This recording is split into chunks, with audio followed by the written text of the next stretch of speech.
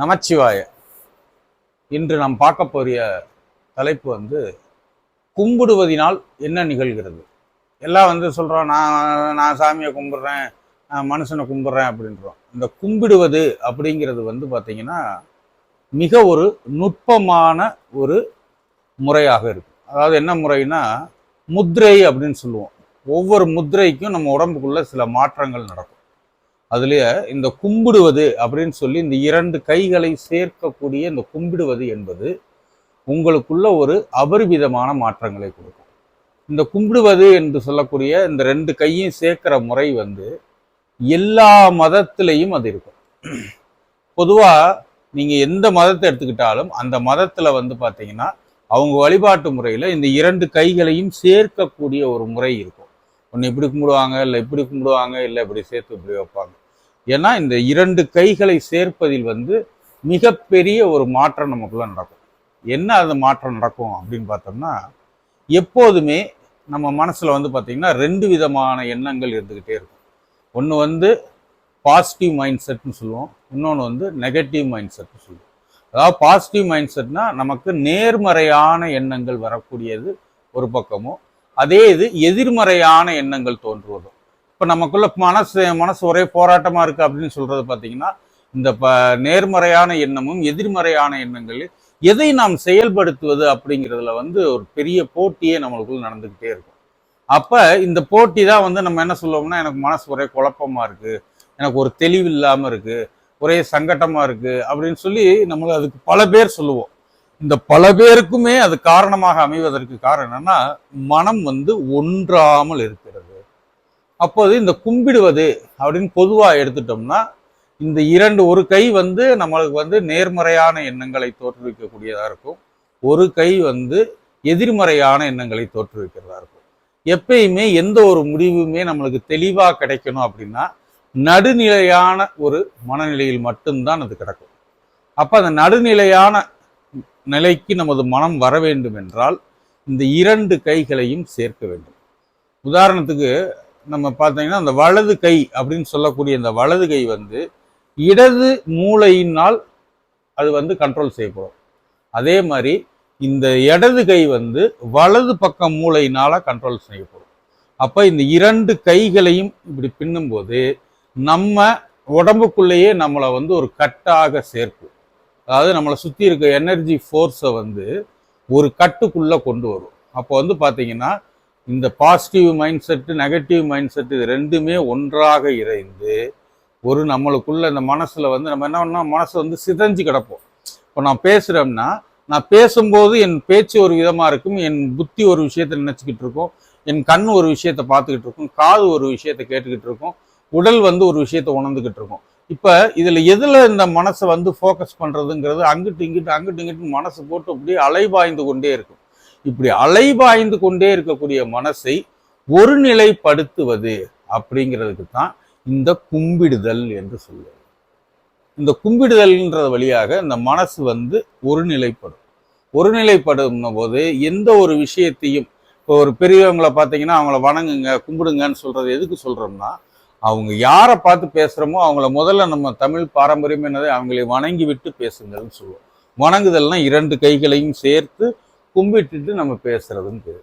அப்படி கும்பிட்டு பேசும்போது நம்ம என்ன பேச வந்தோம் என்பதை மிக தெளிவாக நாம் பேச முடியும்.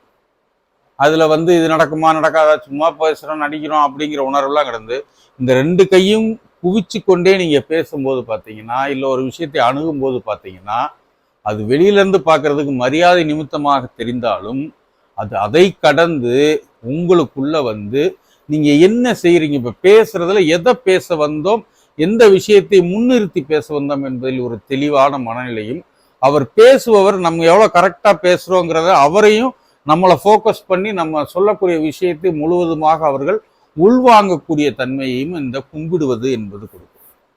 இதே இது இறை வழிபாடு என்று போகும்போது இறைவனிடம் நாம் எதை கேட்கப் போகிறோம், நாம் எதை வேண்டி போகிறோம் என்பதை மிக தெளிவாக ஒரு மனநிலையோடு நம்ம போய் நிற்கிறோம். இதே இது கையை இப்படி தொங்க போட்டு சும்மா போய் சாமிகிட்ட இப்படி நிற்கிறோம்னா நம்மளுக்குள்ள என்ன நடக்கும்னா, நம்ம கேட்குறோம், இது நடக்குமா நடக்காதா, சரி இதை விட அதை கேட்டுக்கலாமே, நம்ம போய் சாமிட்டு நிற்கும் போது வெளியில செருப்பை கழட்டி போட்டு வந்தோமே, புது செருப்பை எவனோ தூக்கி போயிடுவானே, இல்லை நம்ம இத்தனை மணிக்கு ஆஃபீஸ் இருக்குது அதுக்குள்ளேயே நம்ம போகணுமே, இப்படின்னு பல சிந்தனைகள் வந்து உங்களை போட்டு அப்படியே அலக்கழிச்சுக்கிட்டே இருக்கும். அப்போ நீங்கள் இறைவன் முன்னாடியே நின்னாலும், கருவறை முன்னாடியே உங்களை கொண்டு போய் நிப்பாட்டினாலும், உங்களுடைய மனம் வந்து அந்த இடத்தோட ஒன்றி அந்த இறையருளை முழுவதுமாக உள்வாங்காது. அதே இது 2 கைகளையும் சேர்த்து வைத்து அந்த இடத்துல நம்ம இறைவனை வழிபடும் போது இந்த மனம் ஒரு ஒன்றிய நிலையில், பூரண சரணாகதி நிலையில் இறைவனிடம் எதையும் வேண்டுவதை விட அந்த இறைவனிடமிருந்து வெளிப்படக்கூடிய அருளாற்றலை இந்த உடல் உள்வாங்கக்கூடிய தன்மைக்கு வரும். இந்த கும்புறதை இன்னும் நம்ம வாழ்க்கையில நிறைய விஷயத்துக்கு பயன்படுத்தலாம். எப்படின்னா, உங்களுக்கு ரொம்ப ஏதோ ஒரு பதட்டமா இருக்கு, ஒரு கோபமா இருக்கு, ஒருத்தவங்க மேல வெறுப்பா இருக்கு, ஒரு ஆத்திரமா இருக்கு அப்படின்ற சூழ்நிலையில கூட இதையாவது செய்யணும் போல இருக்கு, எனக்கு மண்டையை பிச்சுக்கிற மாதிரி இருக்கு அப்படின்றப்ப அந்த மாதிரியான சூழ்நிலை 2 கையும் சும்மா கும்பிட்ட மாதிரி இப்படி வச்சுட்டு கண்ணை மூடி சும்மா அப்படி கொஞ்ச நேரம் வச்சு பாருங்களேன். உங்க மனசு அப்படியே அந்த ஆர்ப்பாட்டங்கள்லாம் கொஞ்சம் கொஞ்சமா குறைஞ்சு உங்களுக்குள்ள ஒரு அமைதி வரும். இது வந்து நம்ம திருவாசகத்திலேயே வந்து மாணிக்க வாசகரே இந்த கும்பிடுவதை பற்றி ஒரு அழகான ஒரு வரி சொல்லியிருக்காரு. அவரங்க இதை பத்தி சொன்னாரு, அவர் வழிபாடு தானே சொல்லியிருக்காரு. அந்த வழிபாட்டுல இதை சொல்லியிருக்காரு. அதாவது எந்த ஒரு இடத்திலையும் உங்க புத்தி மலர்ந்தாலோ, உங்கள் அறிவு மலர்ந்தாலோ, நான் என்ற ஆணவம் மலர்ந்தாலோ அந்த இடத்துல அந்த விஷயம் பரிபூர்ணமாக நிகழவே நிகழாது. ஏன்னா நீங்க முன்னிறுத்தக்கூடிய ஆணவம் தான் அந்த இடத்துல தலையை நீக்கி நிற்கும். எனக்கு மரியாதை இருக்கா, அது இருக்கா, இது இருக்கா, என்னை எல்லாம் சுத்தி பார்க்குறாங்களா இப்படின்னு செதறும். அப்ப எந்த ஒரு விஷயத்தையும் இருதயம் மலர்ந்தால் மட்டுமே அந்த விஷயம் வந்து முழுவதுமாக சேரும். அப்போது அதுக்கு தான் வந்து போற்றி திருவள்ளுவர்ல ஒரு அழகான ஒரு வார்த்தை வரும். கரமலர், இந்த 2 கையும் சேர்த்து கரமலர் மொட்டித்தால் இருதயம் மலரும். அப்படி மலர மலர என்ன ஆகும்னா, கண் களி கூற நுண் துளி அரும்ப சாயா அன்பினை நாள்தோறும் தலைப்பவர் தாயே ஆகி வளர்த்தனை போற்றி அப்படின்னு சொல்றாரு. அது கரமலர் வந்து மொட்டாக மாறணும். இப்படி பார்த்தீங்கன்னா கை இப்படி 2 சேர்த்தீங்கன்னா மொட்டு மாதிரி இருக்கும். கையை விரிச்சிருக்கிற வரைக்கும் இந்த கைக்குள்ள என்ன விழுகுமோ, ஏது விழுகுமோ, இது அவரோட நம்மளுக்கு ஜாஸ்தியா விழுகுமா, இவரோட நம்மளுக்கு கம்மியா விழுந்துருமா, இதோடைய தரம் உயர்ந்ததா இருக்குமா, தாழ்ந்ததா இருக்குமா, நிறைய விஷயம் நம்மளுக்கு டைவர்ஸா இருக்கும். அதே இது இந்த கரமலரை மொட்டித்து நீ எனக்கென்று கொடுப்பதை எப்படியும் கொடு அப்படிங்கிற அந்த கரமலர் மொட்டு வருகிற போது மட்டும்தான் உங்களுக்குள்ள இருதயம் மலரும். அப்ப இந்த இருதயம் மலருவது அப்படிங்கிறது பார்த்தீங்கன்னா, ஒரு வெறுப்பு, கோபம், ஏதோ ஒரு விஷயம் உங்களை போட்டு ரொம்ப வருத்தப்படும் போது ஒண்ணு வேணாம், சும்மா அப்படி இந்த 2 கையும் மூடி இப்படி வச்சு இப்படியே உட்கார்ந்தீங்கன்னா உங்களுக்குள்ள இந்த வெறுப்பு, கோபம், இந்த போன்ற உணர்வுகள் எல்லாம் அடங்கி இந்த இருதயம் மலரும். இருதயம் மலரும் போது நடுநிலையான சிந்தனைகள் தோன்றும். என்ன அது நடுநிலையான சிந்தனைகள்னா, ஒன்று பேசுறாங்கன்னா அவங்களுக்கு தெரிஞ்சது அவ்வளவுதான் பேசுறாங்க. நமக்கு இதுல இருந்து நம்ம என்ன தெரிஞ்சுக்கணுமோ அதை தெரிஞ்சுக்கிட்டோம். இந்த மாதிரி அந்த ஓவராலா அந்த விஷயத்து மேல இருக்கக்கூடிய வெறுப்பு, பொறாமை போன்ற அந்த புறத்தோற்றங்கள் கலைந்து இந்த விஷயம் எதுக்காக நடக்குது, ஏன் நடக்குது, நம்ம வாழ்க்கையில எதை மாற்றுவதற்காக நடக்குது அப்படிங்கிற நம்மளுக்குள்ளேயே அந்த உள்ளுணர்வை அதிகமாக தூண்டி, நீ இந்த வெளியில தெரிகிற சலனத்துல போய் நீ வந்து இன்பம் துன்பம்னு ஆடிக்கிட்டு இல்லாம, இந்த இன்பம் அதிகமான இன்பமாக இருந்தாலும் நம்ம உடம்புல ஒரு படபடப்பு வந்துடும், அதிகமான துன்பமா இருந்தாலும் ஒரு படபடப்பு வந்துடும். அப்போ நம்மளை நார்மல் ஸ்டேஜுக்கு திருப்பி இயல்பான நிலைக்கு கொண்டு வர்றதுன்னா சும்மா ஒரு 5 நிமிஷம் அந்த கையை மட்டும் இப்படி வச்சு பாருங்க. உங்க மனசு அப்படியே கொஞ்சம் கொஞ்சமா ஒடுங்கி உங்களுக்குள்ள இந்த இருந்த ஆடிக்கிட்டு இருந்த மனசு அங்கிட்டு இங்கிட்டு பறந்துக்கிட்டு இருந்த அலைபாயிரக்கூடிய தன்மை எல்லாமே கொஞ்சம் கொஞ்சமா மாறி அப்படியே உங்களுக்குள்ள ஒரு அமைதி வந்து, இந்த அமைதி வந்து உங்களுக்கு ஒரு நிதானத்தை தரும். நிதானத்தை கடந்து எந்த நிகழ்வுக்காக நீங்க வந்து அப்படியே மனசு போட்டு உலட்டினீங்களோ அதுல ஒரு தெளிவு வரும். ராத்திரியில தூக்கம் வரலனா கூட படுத்துக்கிட்டே கூட சும்மா அப்படியே வச்சுட்டு, சும்மா வெறுமனா நீங்க வந்து சாமி நாமம் சொல்லணும் அதெல்லாம் எதுவும் வேண்டாம், சும்மா அந்த 2 கையும் அப்படியே வச்சு பாருங்க. அப்படியே உங்களுக்குள்ள வந்து அப்படி ஒரு மாற்றம் அப்படியே தொடங்கும். ஏன்னா நீங்களே வந்து ஒரு விஷயத்த வந்து முயற்சி எடுப்பீங்க, நீங்களே வந்து அதை எதிர்ப்பீங்க. இப்படியே உங்களுக்குள்ள மனப்போராட்டம், மனக்குழப்பம் இதெல்லாம் வர்றதுக்கு இந்த 2 கையும் சேர்த்துட்டீங்கன்னா இது ஒரு முத்திரை.